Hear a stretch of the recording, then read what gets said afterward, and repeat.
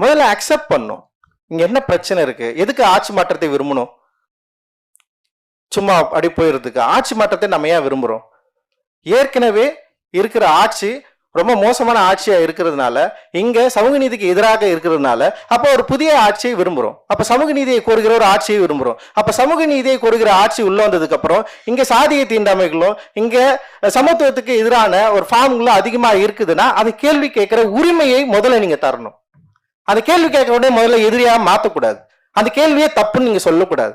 எனக்கு என்ன 42 வயசு ஆகுது, நான் எதுக்கு இப்போ வரைக்குமே அதை தூக்கி சொம்மந்துங்கன்னு பேசிக்கின்னு தொடர்ந்து காலையில் எழுந்தவனே அவனை வெட்டான் இவனை வெட்டான் ரத்தத்தை பார்த்துக்கிட்டு கையை வெட்டான்னு சொல்லிட்டு எவ்வளவு அது கேட்குறப்போ மண்டை என்ன வலிக்கும்னு யாருக்காவது எப்பயாவது யோசிச்சிருப்பீங்களா நீங்க? அந்த யோசனையிலிருந்து ஒரு கோவம் வருதுன்னா அந்த கோவத்தை கூட உன்னால புரிஞ்சுக்க முடியலன்னா அப்புறம் நீ எனக்கு என்ன விடுதலையை வாங்கி தந்துட முடியும்? அப்ப எனக்கான விடுதலையை நான் கோருவேன்ற நானு.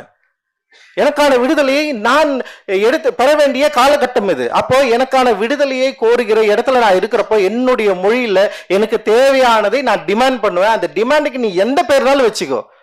இதுக்கு பின்னாடி அவன் இருக்கிறான் எதனால சொல்லிக்க, அதை பத்தி எனக்கு கவலையே கிடையாது. எங்களுடைய குரலுடைய அடர்த்தியை உருவாக்கணும். அதுதான் ரொம்ப முக்கியமானது. இந்த அடர்த்தி ரொம்ப ரொம்ப அவசியமானது.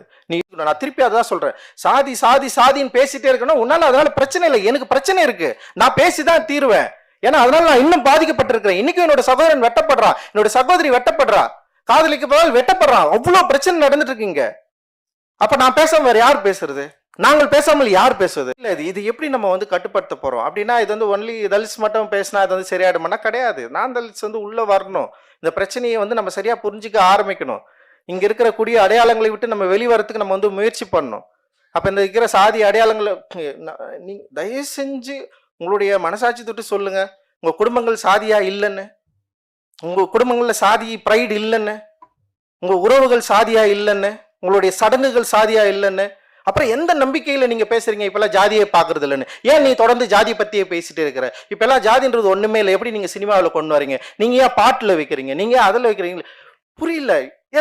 ஒரு உண்மையா புரிஞ்சுக்கிறதுல உங்களுக்கு என்ன பிரச்சனை இருக்குன்னு நான் கேட்கிறேன். நீங்கள் அறிவுடையவர்கள் தானே இருக்கிறீங்க, கான்சியஸோட தானே இருக்கிறீங்க, ஒரு தொடுதல் உணர்வோட தானே இருக்கிறீங்க. ஒரு பேசுறது உங்களுக்கு கேக்குது இல்ல, உங்களால பேச முடியுது இல்ல. அப்போ ஒரு பிரச்சனையா புரிஞ்சுக்கிறதுல என்ன பிரச்சனை இருக்கு உங்களுக்கு?